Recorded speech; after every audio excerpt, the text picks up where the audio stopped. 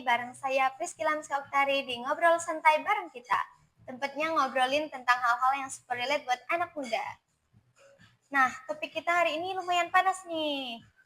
AI, robot, dan masa depan karir Gen Z. Kalian tentunya udah sering dong dengar berita tentang AI atau teknologi yang udah ambil alih semua pekerjaan kita zaman sekarang ini. Jadi, kita sebagai Gen Z itu harus mikir, apakah masa depan kita itu bakal aman atau justru makin terancam? Untuk bahas ini tentunya saya nggak sendirian. Saya udah ditemenin sama narasumber kece kita, Rufinus Vicky, seorang konten kreator sekaligus mahasiswa di STKIP Persada Katulistiwa Sintang. Halo Vicky, apa kabar? Halo, kabar baik. Senang banget bisa diajak ngobrol di sini. Topiknya emang panas banget ini buat gadget. Apalagi kita lagi hidup di masa transisi ke era AI ini. Bener banget. Oke, kita mulai ya. Mungkin ada yang masih bingung nih. AI itu sebenarnya apa sih Vicky dan seberapa jauh perkembangannya dari sekarang? Kalau untuk AI atau kecerdasan, buat itu intinya kemampuan mesin buat menirukan kecerdasan manusia. Kalau dulu komputer itu cuma bisa berjalan sesuai perintah. Namun sekarang ini AI bisa belajar sendiri dari data. Makanya kita bisa lihat AI yang bikin lukisan, menulis artikel, bahkan ngobrol kayak manusia gitu. Contoh nyatanya ya chatbot, pembuatan edit foto di ChatGPT dan Gemini. Sampai filter wajah di TikTok itu semua pakai AI. Bahkan di dunia kerja, banyak perusahaan udah pakai AI buat analisis data, rekrutmen, dan pelayanan pelanggan. Wow, berarti AI itu udah masuk ke hampir semua aspek kehidupan kita sekarang ini ya. Oke, nggak heran sih kalau memang banyak Gen Z yang khawatir pekerjaannya itu diambil alih sama robot atau AI atau teknologi itu. Nah, kalau gitu, menurut kamu Vicky, AI ini lebih ke ancaman atau peluang baru buat kita sebagai Gen Z ini?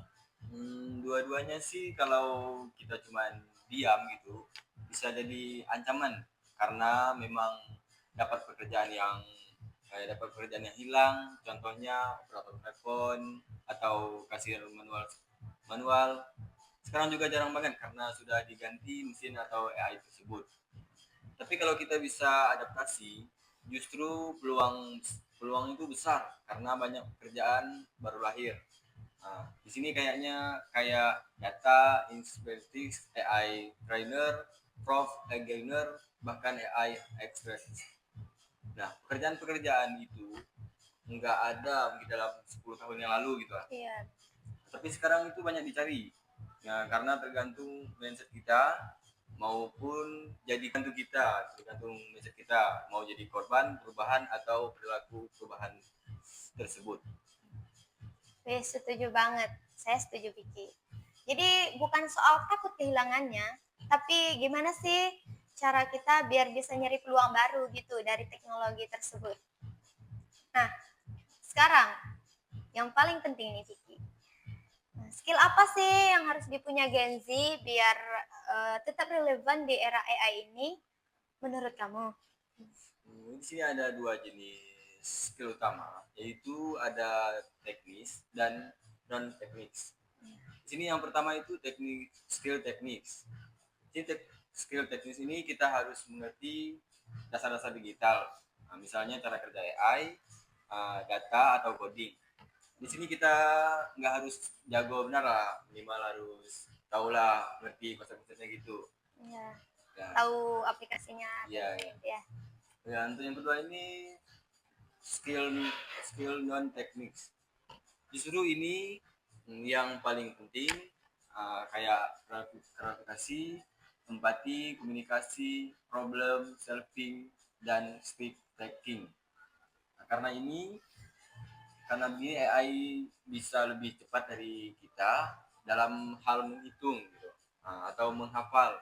Tapi AI nggak bisa memikir out of box, nggak bisa mengerti perasaan orang dan nggak bisa membangun hubungan. Itu kelebihan dari AI. Betul banget. Jadi meskipun kita itu bukan semuanya bisa jadi coder gitu ya, tapi masih banyak kok skill-skill lain atau skill manusiawi yang masih bisa kita kuasai. Dan kita itu pastinya lebih unggul lah dibandingin sama robot tersebut atau teknologi tersebut. Tapi Vicky, saya juga lihat tantangan lain nih. Gen Z kan sering banget nih kena dampak dari digital overload ini tersebut. Dari kayak kebanyakan info, media sosial, sampai overthinking soal masa depan. Menurut kamu nih, gimana sih caranya kita biar bisa tetap fokus di tengah kondisi yang kayak gini di era gempuran digital overload ini tadi? Dan untuk itu sih masalahnya real banget sih, karena banyak Gen Z yang FOMO karena gampang terdistract dan akhirnya sulit berkembang. Kuncinya ya ada di digital leaks, alias analisis merek digital. Jadi kita harus bisa pilih informasi yang penting, fix hoax, dan guna teknologi sebagai alat buku candu. Nah, selain itu penting banget nih kita harus punya cloud mix. Anggap saja teknologi itu partner. Jangan takut ketinggalan, tetapi juga jangan larut di arus hyper tanpa ngerti tujuan gimana gitu. Iya, banget. Wah, masuk akal banget nih. Jadi intinya kita harus bijak. Bukan cuma jadi konsumen pasif teknologi gitu aja, gitu kan? Oke, sebelum kita tutup, bisa nggak sih kamu kasih tips praktis apa aja yang bisa dilakukan Gen Z mulai dari sekarang biar survive di era AI ini? Baik, mungkin yang pertama ini ada belajar tentang AI straight back.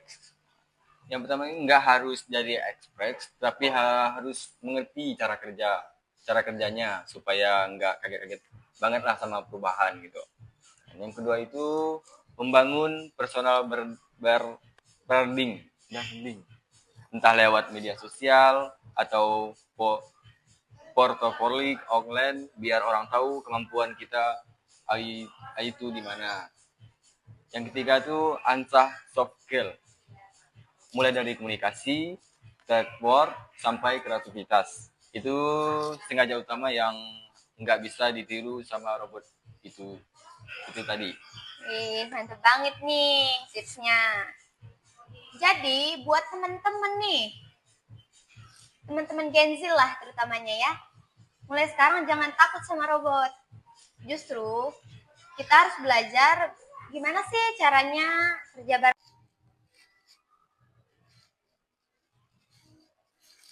Oke sobat, itu tadi obrolan kita bareng Vicky tentang AI, robot, dan masa depan karir Gen Z. Intinya, AI itu bukan musuh, tapi alat.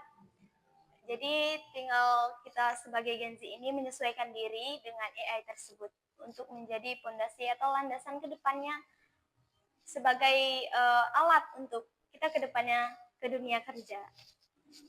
Thanks banget nih buat Vicky yang udah sharing insight yang keren abis bareng kita di sini. Jadi buat teman-teman, jangan lupa like, komen, dan share podcast ini ke teman-teman lain yang membutuhkan. Sampai jumpa di obrolan berikutnya.